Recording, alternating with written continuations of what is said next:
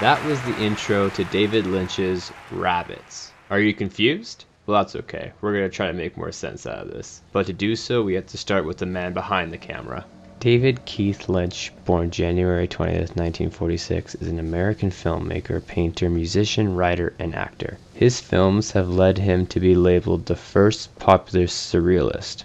Lynch initially studied painting before he began making short films in the late 60s. His first feature-length film was the surrealist horror Eraserhead. His legacy in the film industry grew from there, resulting in critics stating David Lynch is the most important filmmaker of the current era. David Lynch is often called an auteur, or a filmmaker who has so much control and influence over film that he or she is considered the author of the film. A quick scroll through his IMDb page indicates why this is the case. He is credited in so many roles in the film, such as production, including in writing, producing, directing, editing, composing, actor, and more.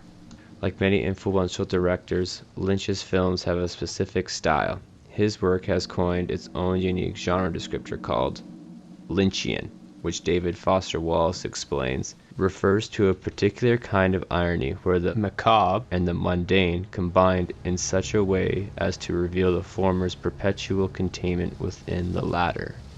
David Lynch is also a visual artist, as demonstrated through his cinematography.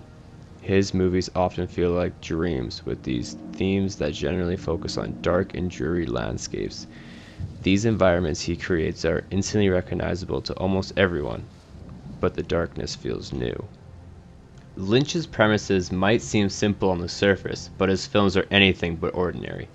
For example, Eraserhead is often said to be about the fear of fatherhood, but is explored through the eyes of the main character's deformed baby. Lynch also says that his short film Rabbits is a sitcom, while it depicts 3 humanoid rabbits in a room that have disjointed conversations that are usually interrupted by laugh tracks. Oh? In addition to his dreamlike stories and layered settings, Lynch has a very specific way of using the camera to tell his story. The director uses bizarre camera angles. For example, he might position the camera at the top right of a room, or under a table, or even through a crystal ball. He also plays with lights and shadows in ways that are very different, as we've seen in Rabbits. His signature is the long take. This is shown evident through his filmography, especially in Rabbits. It seems that his goal with these long scenes is to test the audience's patience. It's making them look within themselves, to see to what extent they can go without stimulation. Also seems to submerge the audience in the environment of the film, just like how a wide shot in films give you a sense of atmosphere and tone. Here we see a woman ask David Lynch maybe he should shorten down one of his trademark long takes. What is this with everybody? No. What is it? Really? Why? I'm serious. Fucking A, man. It drives me nuts. Who gives a fucking shit how long a scene is? Now, clearly this lady was not on set for the shooting of Rabbits, nor any other David Lynch shoot ever. I mean, there's something to be said here about knowing who you work for, as well as thinking very carefully before presenting a half-hearted idea to a sharply focused and extremely meticulous director. But what this clip tells us most importantly is that David Lynch is a film renegade by nature and not by choice. Many artists attempt to break the unwritten rules of their form in order to push artistic boundaries. David ignores the entire concept of boundaries, and then he fends off any attempt to give life to these imaginary boundaries, as we just saw. Rabbits is the story, or non-story, of 3 rabbits. Rabbits was released as a series of short films culminating in 50 minutes of confusion. For the purposes of this video, I will be referring to the series as one combined film.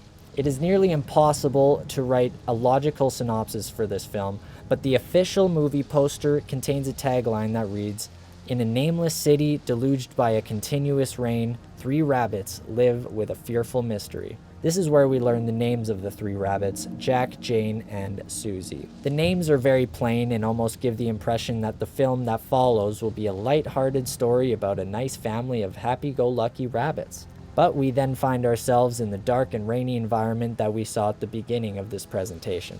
One female rabbit, Jane, sits on the couch reading while the other female rabbit, Susie, is ironing. And for 2 confusing minutes, this is all they do. Exactly 2 minutes and 39 seconds pass before we get our first bit of action as Jack, the male rabbit, enters to an enormous round of applause. This is also our first introduction to what I see as the 4th character in the movie, the audience. The laugh track is the most direct hint that David Lynch provides us to understand what the underlying message of the film is. Yes. The audience in the film breaks into roaring applause at the arrival of any character and regularly laughs at great length for no apparent reason other than the fact that a character has just said words. We do not laugh along with the audience as we would watching a sitcom, and instead, the cheering and laughing only surprise and confuse us. This signals that the real-world audience, us, is separated from the story-world audience. The audience we hear in the film is a satirical depiction of ourselves. Satire is basically an avenue for artists to ask society, "Don't you realize how ridiculous we look?" Satire amuses us while it simultaneously educates us, or it just makes us angry. When we think of satire, we often think of comedy. Rabbits, though, approaches satire in a uniquely bizarre way. David Lynch chooses to completely disregard any setup or punchline and instead cuts straight to the laugh track. The absolute stillness of the characters also adds a touch of humor when you are able to get past the eeriness of the situation. It mocks the conventional sitcom, where laugh tracks often force actors to briefly pause the performance until the laughter stops. In Rabbits, the laugh track serves as the source of the comedy, not the result. David expresses the view that sitcoms are more interested in catering to the audience than to the art form. How do you, as a filmmaker, feel about this growing trend? Bullshit. The movie seems to be intentionally unentertaining and intentionally hard to understand. It is honestly difficult to watch, and David refuses to ever tell us the point. I don't understand. That's the whole point. This is antithetical to the sitcom method of easily digestible content with bow-wrapped happy endings that leave literally nothing up for interpretation or debate. Further proving that absolutely nothing was meant to be clearly understood is the dialogue. There's no moon tonight.